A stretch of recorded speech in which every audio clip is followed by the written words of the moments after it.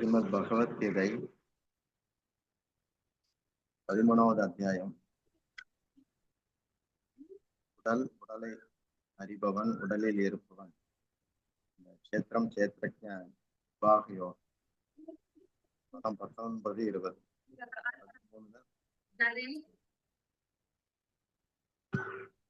பிரகிருதிம் புருஷம் ச ஏவ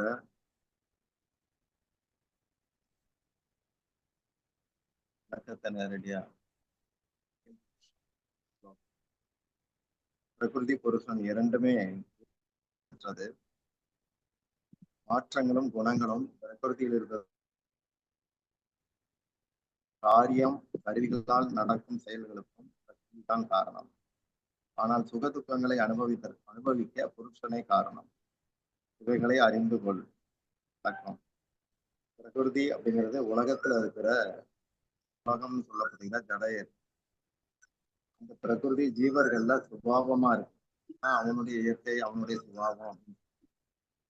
பிரகிருதி துவக்கமற்றது, அதாவது அனாதி. அதே மாதிரி உடல்ல இருக்கிற நபர், புருஷன் சொல்லப்படுகிற நபரும் துவக்கமற்றவர், ஆதி. பிரகிருதியில மூல பிரகிருதி, அதாவது காரண பிரகிருதி, காரிய பிரகிருதி, அப்படி ரெண்டு இருக்கு. காரண பிரகிருதிங்கிறது பஞ்சபூதங்கள், அகங்காரம், மகத்தத்துவம். காரிய பிரகிருதிங்கிறது 5 ஞானேந்திரியங்கள், அதன் விஷயங்கள், 5 கர்ம இந்திரியங்கள் மற்றும் மனது.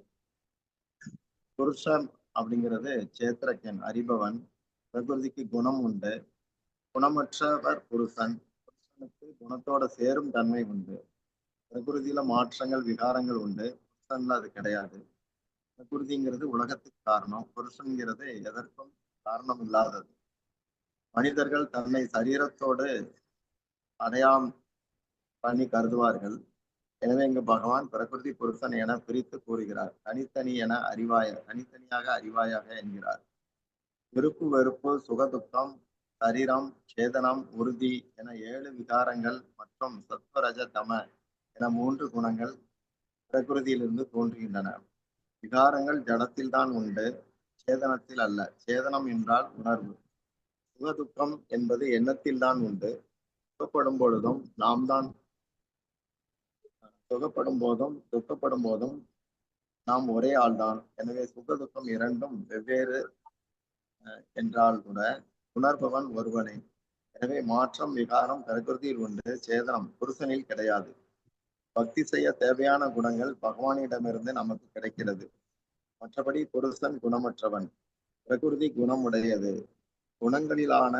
குணங்களாலான பிரகிருதி என்பது கடல் அலை போல சஞ்சலமாகி கொண்டே இருக்கும், ஆர்ப்பாட்டம் இருக்கும்.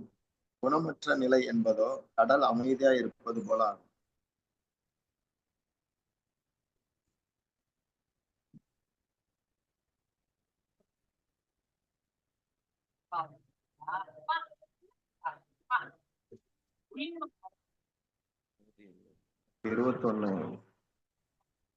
புருஷன் பிரகிருதியில் இருந்தபடி முக்குணங்களால் ஆனதுகளை அனுபவிக்கிறான். குணத்திலான பற்றுகள் அவனது நல்ல தீய பிரதிகளுக்கு காரணமாய் இருக்கிறது. 19-20வது பதங்களில் பிரகிருதி புருஷன் இரண்டும் சமமான அனாதி. மாற்றங்களும் குணங்களும் பிரகிருதியில் உண்டானவை. காரியம் கருவிகள் மூலம் செயல்களை பிரகிருதியை தோற்றுவிக்கிறது. ஆனால் சுகதுக்கங்களை அனுபவிக்க புருஷன் தான் காரணம் என பார்த்தோம். இப்போது பிரகிருதி என இங்கு சொல்லப்படுகிறது. பிரகிருதியில் இருப்பவன் என வருகிறது. உண்மையில் ஜீவனாகிய புருஷன், அவனுடைய ஆன்மா சரீரவாசி கிடையாது. பிரகிருதி தந்த சரீரத்தில் அவன் பற்று கொள்ளும் பொழுது சரீரவாசி ஆகிறான். ஆனால் உண்மையில் அவன் வைகுண்டவாசி. குண பற்றாக்குறையால் சரீரவாசியாக மாறுகிறான். ஒருவன் குடிப்பழக்கம் உள்ளவன் என்றால் அவனை குடிகாரன், கெட்டவன் என்கிறோம். கோவில் குளம் சுற்றுபவனை சரியான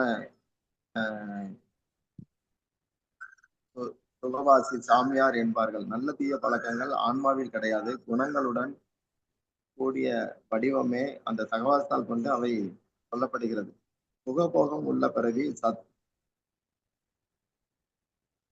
துன்பம் அதிகம் உள்ள பிறவி அசத். ஜட இயற்கைதான் பிரகிருதி. அதில் முக்குணங்களும் மாற்றங்களும் நிறைந்துள்ளன. அதில் மூழ்குபவனை மாற்றமுள்ளவனாக, குணத்துக்கு உட்பட்டவனாக கருத வேண்டும். ஏற்கனவே குணத்துக்கும் அதன்படியான செயல்களுக்கும் ஏற்ப 4 வித வர்ணங்கள் என்னால் உண்டு பண்ணப்பட்டன என்றார் கிருஷ்ணர்.